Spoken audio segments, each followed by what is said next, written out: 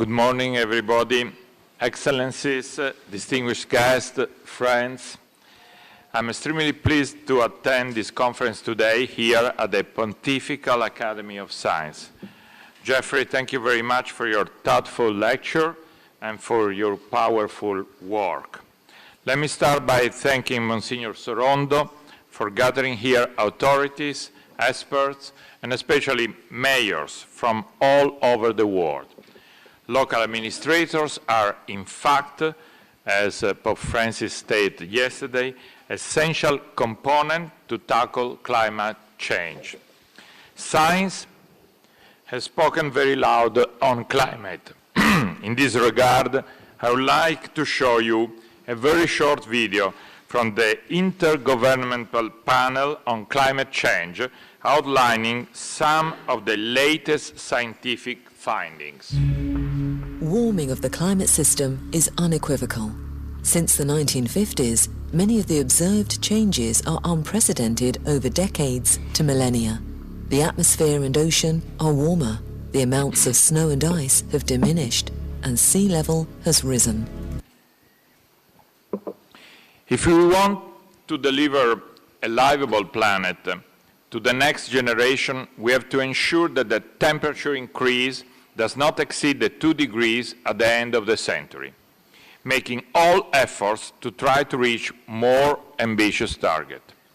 Unfortunately, there is still a considerable gap between the measures currently in place and those required to meet these objectives.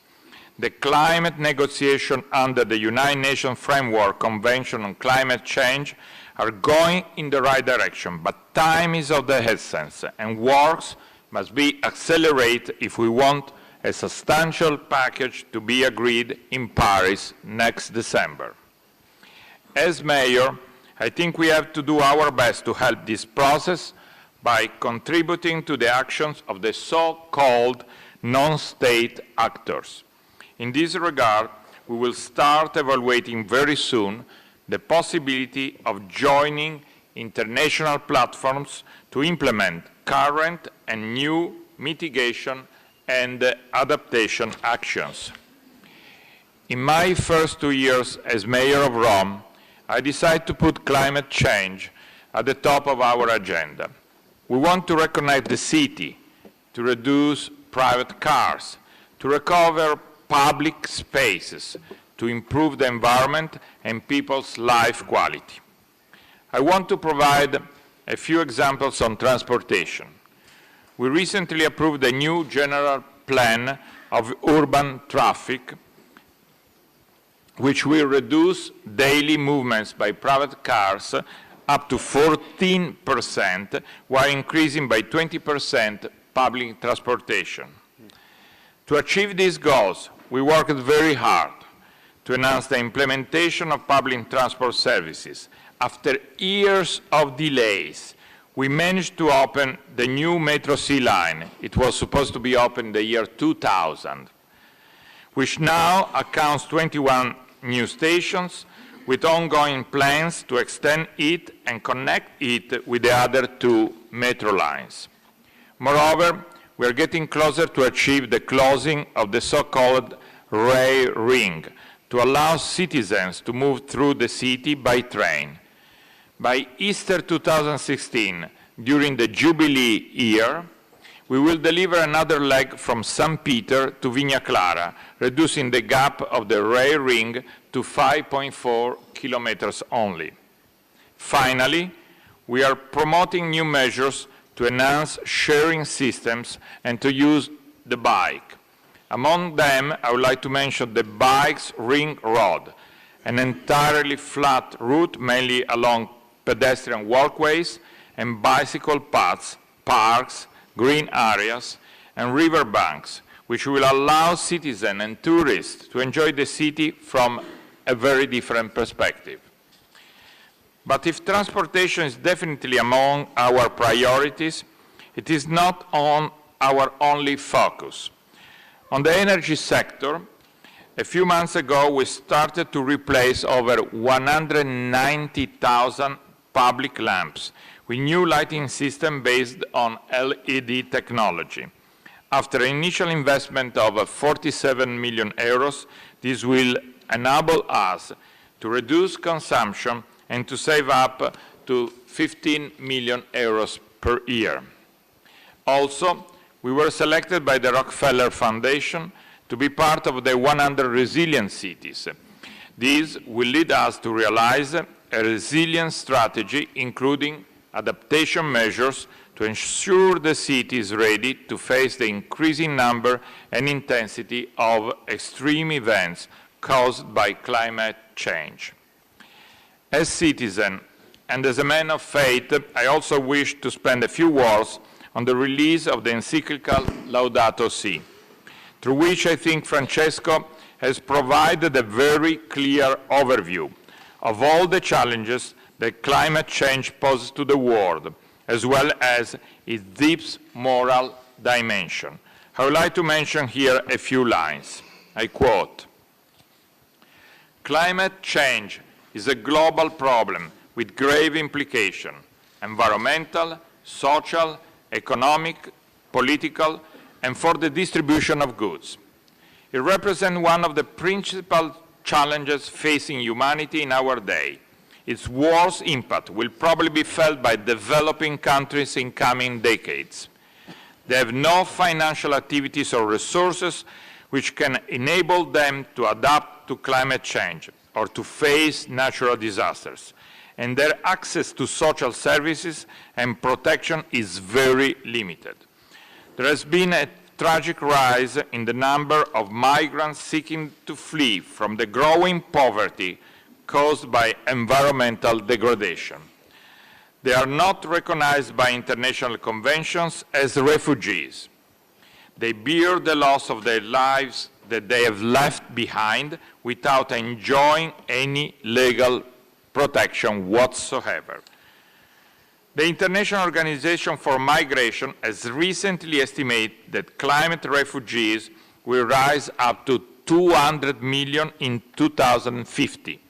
This means that 30 million people that today are victims of modern-day slavery are unfortunately likely to increase.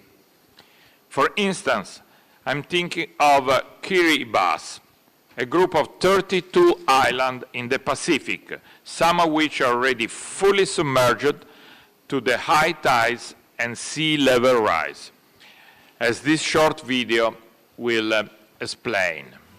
By 2050, several countries could disappear underwater. Why? Because of rising sea levels. The most at risk is Kiribati. It's an island nation halfway between Australia and Hawaii, roughly the size of the United States, but only 2% of it is land, and that land is just 3 meters above sea level. Some of Kiribati's islands are already underwater, and half of its population has fled to the tiny capital of South Tarawa, which now has one of the highest population densities in the world. The government has begun a program to train citizens in skills, like nursing or mechanics, that would make them attractive migrants to other countries. And it's even bought a large chunk of land in neighboring Fiji, which says it's willing to host Kiribati's population. So will the rest of the world start paying attention before the people of Kiribati become the first wave of refugees fleeing from the rising sea? In front of these tragic events, the world cannot keep its eyes closed. We have the moral duty to take action now. If world leaders must reach an international legally binding agreement, mayors cannot step back either. We have the moral and scientific duty to build sustainable cities where over half of the world population already lives. This is not just about the environment. Tackling climate change means ensuring healthy lives for all by increasing air quality. It means promoting local sustainable agriculture to create jobs and reduce the transport of goods and their related emissions. It means investing on an urban plan and a transportation system that are not only economically convenient, but also allow citizens and tourists to rediscover the city's role as community. But science and world and local leaders are not the only ones that should take action. Religion has a great role too. As it was stated in Venice Common Declaration of John Paul II and the ecumenical patriarch Bartolomeo I, respect for creation stems from respect for human life and dignity. In this perspective, Christians and all other believers have a specific role to play in proclaiming moral values and in educating people in ecological awareness, which is none other than responsibility towards self, towards others, towards creation. I like the word that Pope Francis used yesterday, creato. This is why I think Pope Francis' message through the encyclical was extremely innovative and powerful, because it left no space to climate change denials, and it underlined the fundamental need for religion and science to stand together against this global and unprecedented challenge. I already had the opportunity in my life to discuss these moral issues in the past with Cardinal Carlo Maria Martini, a now standing Jesuit, who said once, "History teaches us that the a prioristic opposition to the inevitable changes related to scientific and technological progress operated by the Church and by religions in general has never been that useful. Galileo Galilei docet." Let me say that I'm really honored and thrilled for the chance of delivering this statement of Cardinal Martini in the place where Galileo was trialed a few centuries ago. Of course, the challenges we have to face are still long to be overcome, but if we work all together, I'm sure we can leave this world a better place for future generations. Thank you for your attention.